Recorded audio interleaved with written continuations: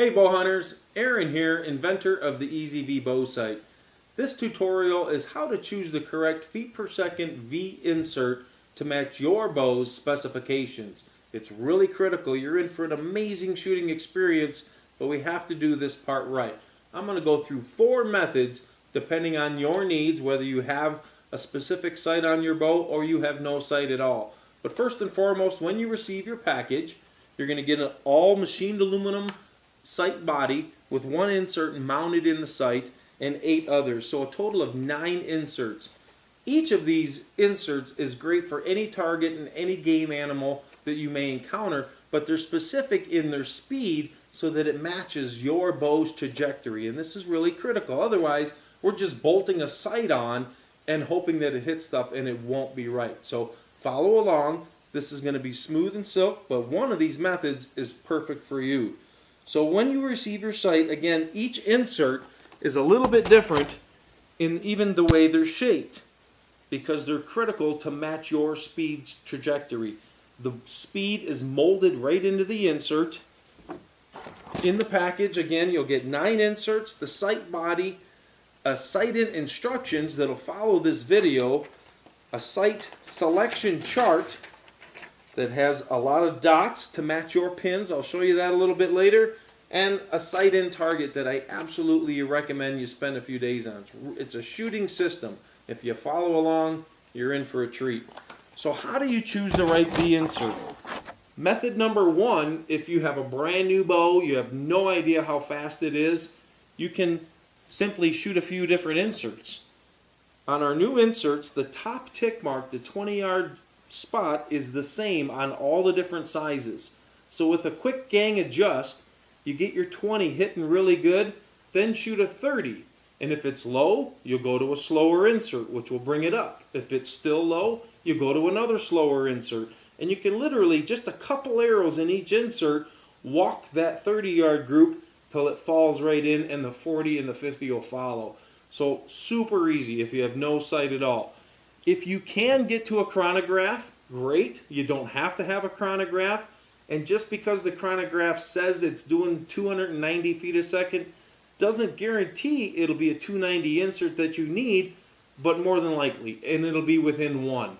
So within a few arrows, again, you can fine-tune those groups. So there's 2 methods if you have no sight on your bow.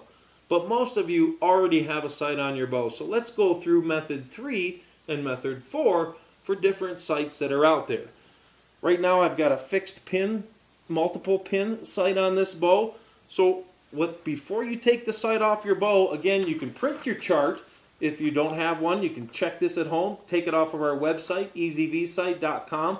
Print it to landscape so that these spacings are correct, not portrait. Print it to landscape. And now before you take your sight off your bow, you can literally just hold those dots up behind your sight pins. You're lining up your 20 pin, your 30 pin, your 40 pin with these stacks of dots. And one of those will be an exact match.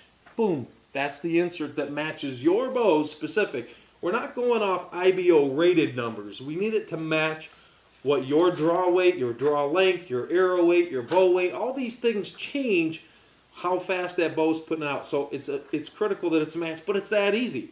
So if you're sliding right along and you say, yep, it fits the 260, snap the 260 into your sight. It's just that easy. If you are shooting, so that's method 3. If you're shooting a single pin sight, let's look at method 4.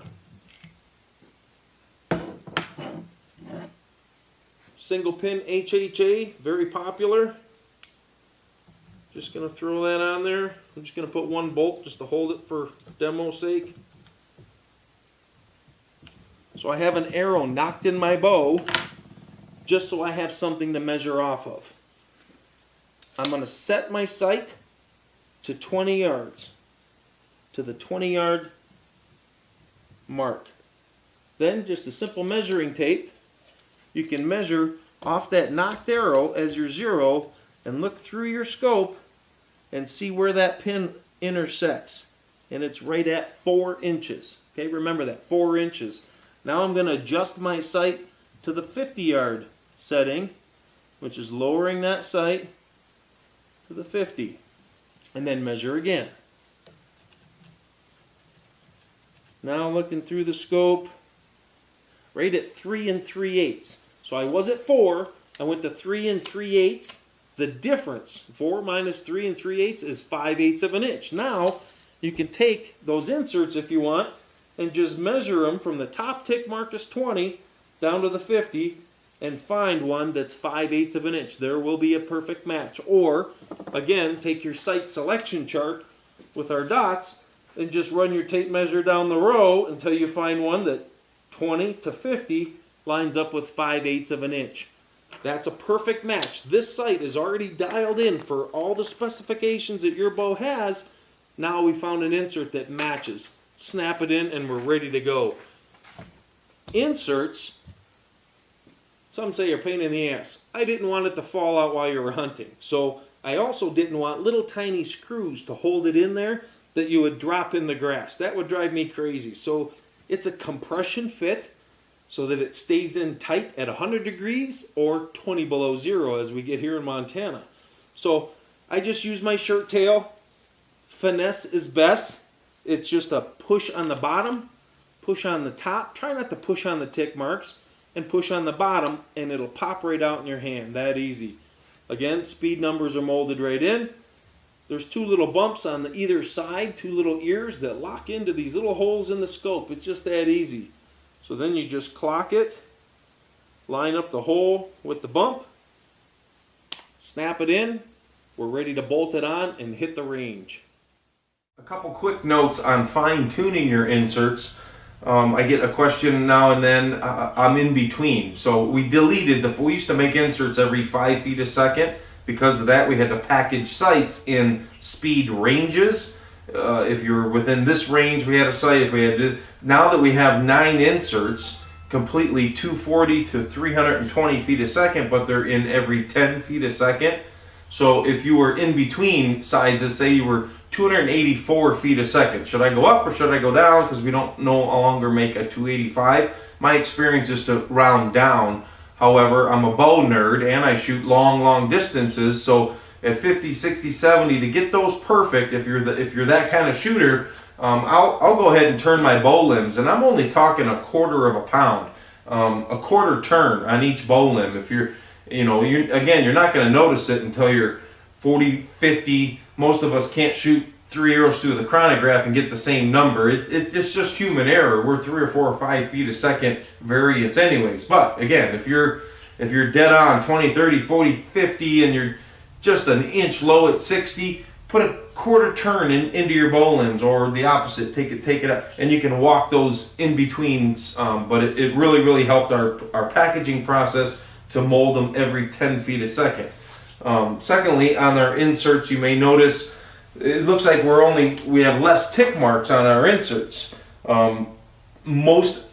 Everybody back east, they don't shoot 70 and 80 yards, if they even shoot 50. So they don't buy a lot of 7-pin sights. Well, our old inserts had at least 7 tick marks crammed into there, and it was very distracting. We ink the tick marks after the molding process rather than before, so that you can remove the ink. If you're only a 20, 30, 40 yard shooter, take a little alcohol and you can clean those tick marks off. In fact, you can even color them custom colors with just Sharpies. You can alternate colors, you can customize them, but we now ship them with just the 20, 30, 40, 50, and 60 inked. So it's kind of a 5-pin sight rather than a 7-pin sight. On the faster inserts, again, I've only got 2 inches to work with here, but if it was fast enough to have more tick marks, it'll have a 70 and an 80 or more in there. Our real fast inserts go to 100, but they're lower when we molded them. The 20, 30, 40, 50, 60 are higher. So when the ink hits them, only those get inked, but they're there, they're just not as high. So if you just tap them with a Sharpie, you can bring them to life, add a 6th pin or 7 tick mark. So that's there. Also, you'll notice some of them kind of look like a Y. People are teasing it's the Easy Y insert. No, it's not, but the ranging aspect of the Easy V will get you within 5% of the distance. So at 40 yards, that's plus or minus 2 yards. That's money. But at 70, even though our old inserts were mathematically correct, 70 and 80 yards, it's really hard to tell the difference, honestly. Some guys are really good with them, but between 70 and 75, it was hard to decipher the difference using it as a ranging device at that. And if we are a little bit off at those distances, we're really going to make a mess of things. So I don't want you to do that.